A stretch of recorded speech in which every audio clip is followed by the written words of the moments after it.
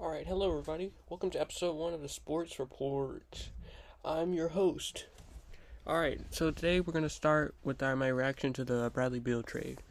So, me being a Wizards fan, I personally, there would be a part of me that wanted to keep Bradley Beal around, one of my favorite players.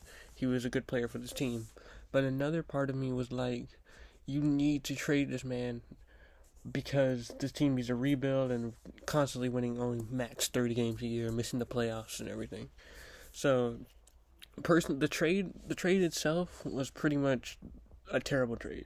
They basically traded Bradley Beal away for Tostitos, pizza rolls, a senior citizen, and a Wichita State random out of college, which personally is not the biggest haul or the best haul that you could possibly have gotten, but maybe that no trade clause played a factor in his into the trade return they got for him.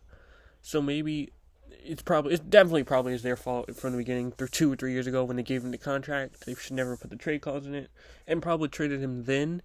So that way they could have gotten him back when he was averaging 30 points a game, second in the league in scoring and all that stuff. But instead they prolonged it, and they waited years, to about 2-3 years before they decided to trade him. And now they've gotten this mid group of people that they got for Bradley Beal, and Chris Paul probably not even going to play here. He wants to go to a contender. This man's like 38 years old. He doesn't have time to play with the Wizards now. And now all they got left is probably Porzingis, who they probably should trade. If they're trading Beal, they probably should trade Porzingis as well. Kuzma's definitely going to opt out because there's nobody left here. He's trying to capitalize and get his bag. So now they got to build for the future. Hopefully, if the draft coming up tomorrow, they'll get a good player out of there. Me personally, I would probably take Anthony Black out of Arkansas. But I heard some rumors about them taking Koulibaly, which is Victor Wembanyama's teammate, which could be interesting. I haven't really seen him play, so I'll have to look at that. But let's talk about the Sun. From the Suns' perspective, they should be relatively happy that they got Beal for what they had to give up, because Bradley Beal is an all-star caliber player, and they basically traded a whole lot of nothing to get him. The only thing is, their bench is still bad. The reason that they couldn't beat the Nuggets this year was partially because Jokic is a monster, but also the other part is because the bench is terrible. You got freaking Isaiah Wainwright coming off the bench playing minutes for you in campaign. That's not going to cut it in the playoffs. So, and basically the salary difference with Booker, Durant, and Beal, the amount of money you had to pay those three players, that's taken away a lot of money that they could be used to build out the bench. So it'll be interesting to see what they do to build around those three players to maybe try to even out the team, because the team right now is really top heavy and to be honest kind of flawed. Yeah, so we'll see what they decide to do for the future, and for right now that's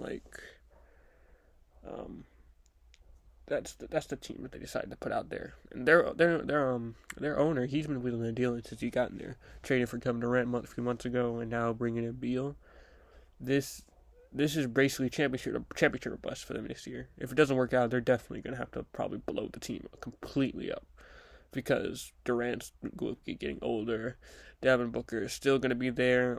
I'm not sure what his contract's situation there. So, but Beal's gonna be older and Durant's gonna be older, and Ayton, I'm guessing they trade him too, because it seemed like he didn't really want to play with them last year. I don't know. Maybe his contract. Maybe he's doing it on purpose. I don't really know.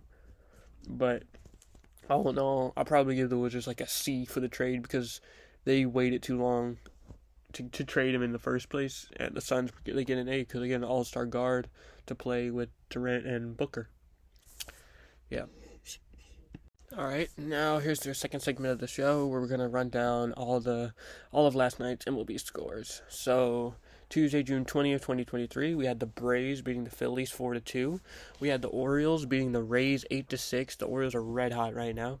The Royals beat the Tigers 1-0. The Blue Jays beat the Marlins 2-0. The Yankees beat the Mariners 3-1. The Cardinals beat the Nationals 9-3. That's another loss for the Nationals. They've really been struggling.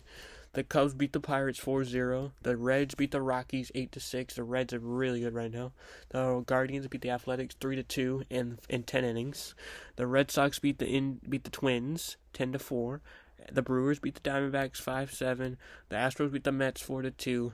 The White Sox beat the Rangers 7-6. The Giants beat the Padres 4-3, and the Dodgers blinked the Angels 2-0. So that's gonna be the last night's baseball scores. To close off this episode, I would like to put everybody in the comments to comment down what they'd like me to talk about next. Any questions, comments, and concerns, and I'll see you in the next episode. Goodbye.